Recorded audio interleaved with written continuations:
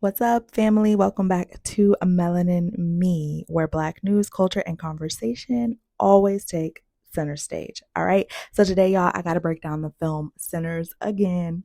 Y'all gonna get sick of me because I'm about to have a bunch of Sinners content coming out. All right.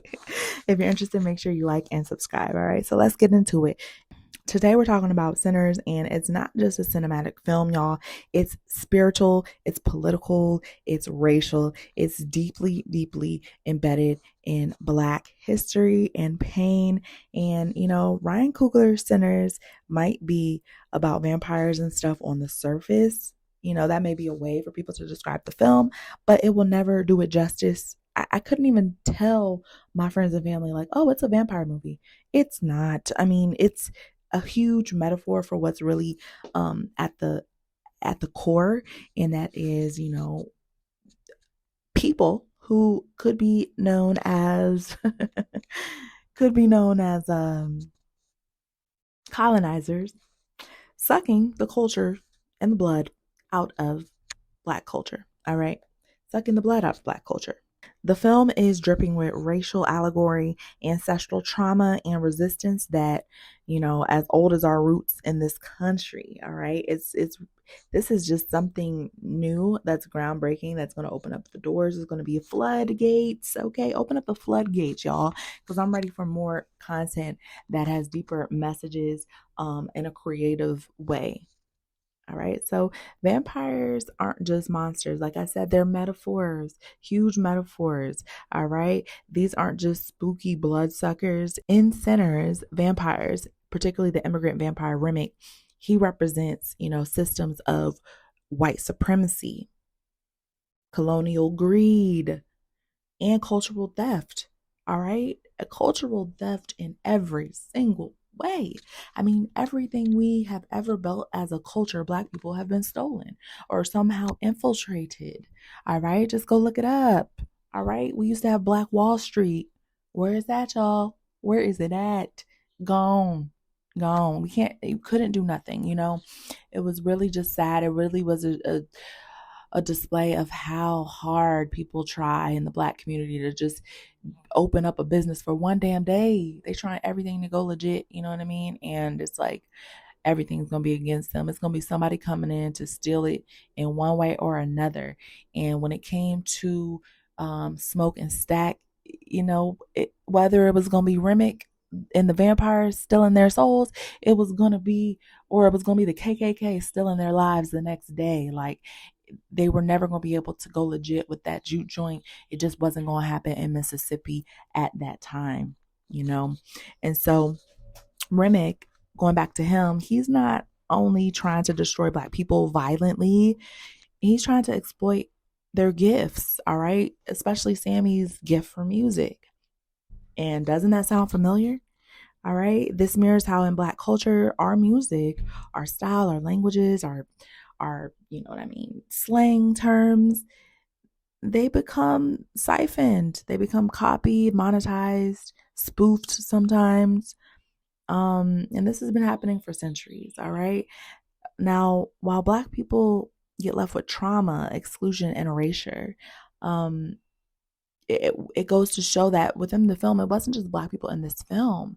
We had Mary, who was somebody who was of mixed race, but extremely far down the line. She was almost 100% white passing. And at the same time, Annie called her family. So even though Black people have been under all this torment and violence and abuse from the opposite race, they were still, we were still willing to accept other races, inclusion in the culture. We accept white rappers, white R&B artists. We never try to keep nobody out. But then on the flip side, when we have artists such as, like, say, Beyonce trying to get into country music per se, other artists trying to cross over into popular music, which is predominantly white, it's not as welcoming. It's not as many open doors, for them. So it's just unfortunate. And this film just did a really good job of displaying that. All right. On top of the racial undertones, y'all, we have, the religious undertones. Okay. Christianity Christianity versus African spirituality. You know what I mean? Growing up Christian myself, I went to church with my grandmother at an extremely young age, involved in Bible, and went to a Baptist church, and involved in Bible study. I meant to stay like children's church. So spirituality, particularly Christianity, was ingrained in me at a very young age.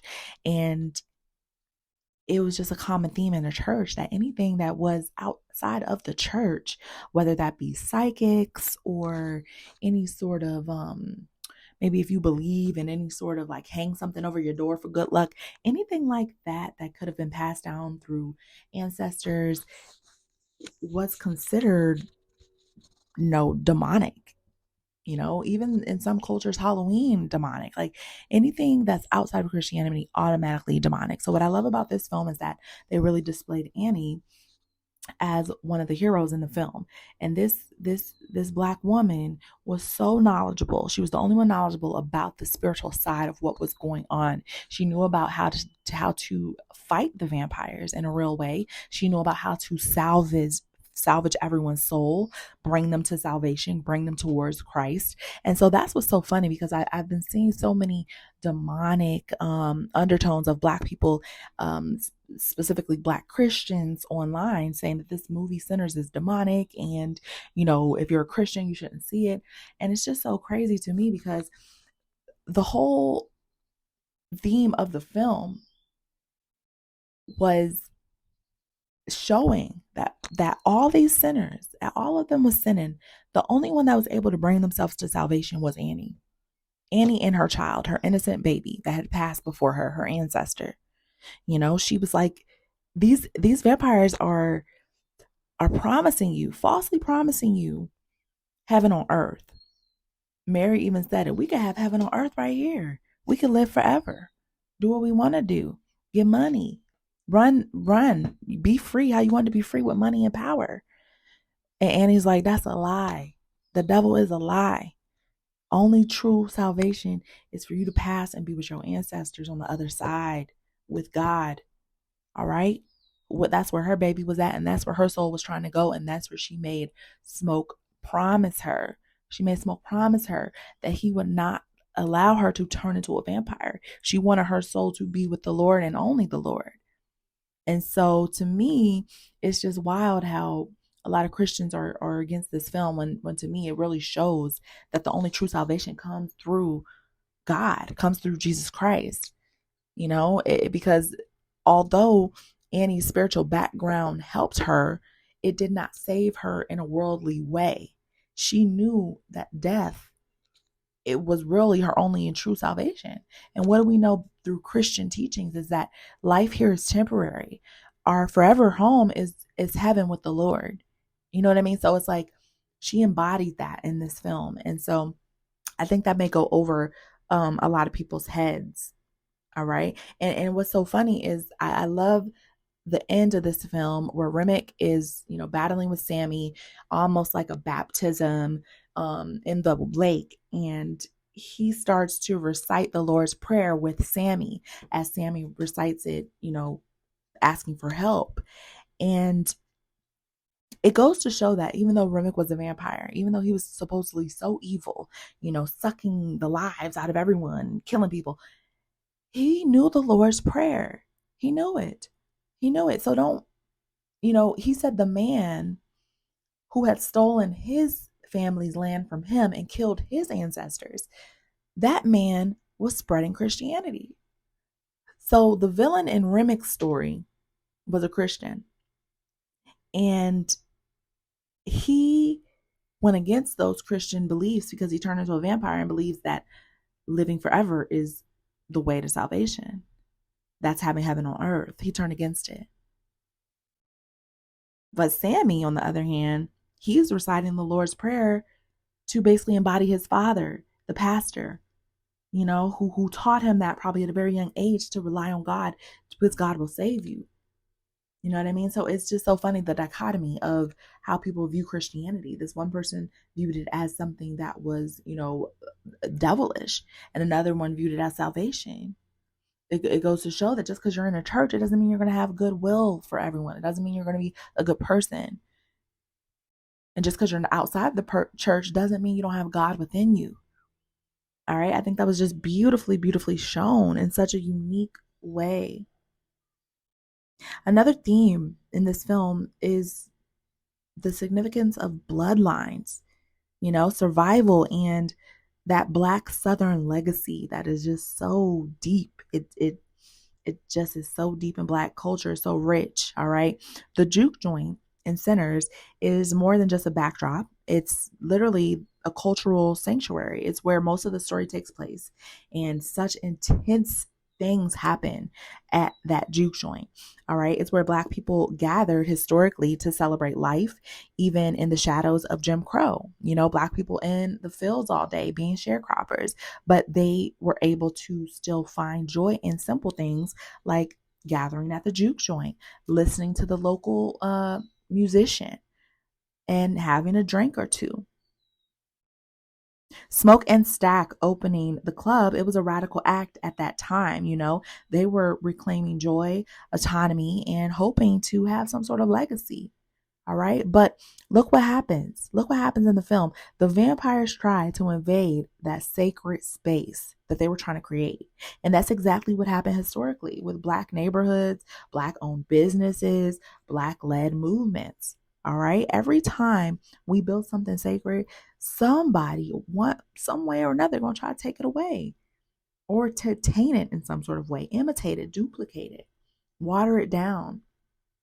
All right. But still at the end, we survive. All right. Just like Annie survived, her soul survived with God, and Sammy survived and continued to live out his dream in the world. Ancestral resilience is in action. All right. And being resilient and being, having that faith that you're going to see salvation one day, that everything you desire can happen. That goes beyond color. It goes beyond everything. It's just knowing that's how to manifest. That's knowing the power that God put within you and knowing that you can make anything happen in this realm. All right. You can do all things through Christ. All right. So let's just talk about the ending of the film. We have liberation, we have legacy, and we have the future. All right. This isn't just a story about defeat. It's about choices. It's about sacrificing and evolution. Smoke chooses redemption. All right. At the end of that film, you could see him taking off the juju bag that was supposed to be his protection that Annie had given him. And, it's like signifying to her that, yeah, I believe now. I believe that you were protecting me. And it's also signifying to her that, look, I'm tired of being protected. I don't want to be here. Like you said, it's so much hate here in this world. I want to be with you in the afterlife. I want to cross over. But we never see him cross over. So was he too much of a sinner? We do see him in the afterlife with Annie and the baby. Well, we don't see him all cleaned up in white and looking godly like they did. We just see him looking like himself. So we don't know if he ever crossed over. Maybe he was too much of a sinner, and maybe he never passed away. We don't know. Coogler definitely leaves that open, leaves it up to viewers' opinion. All right. But the message, y'all, there's so many messages here. This film is so layered. It's so deep. I could go on forever and ever, but I do want to do specific deep dives up and coming with, some more videos. I think we may have a live podcast with my co-host, Mia. So make sure you guys are subscribed for Melanin Me Podcast. All streaming platforms, it's available. And also here on YouTube, you guys. I will talk to y'all later. Let me know your thoughts on Sinners below. How many times have y'all gone to see it? Let me know. I saw it 3 times in theaters. I'm proud about that. And I'm also watching right now at home, which is even better. So yeah, let me know y'all thoughts below. Until next time. Bye.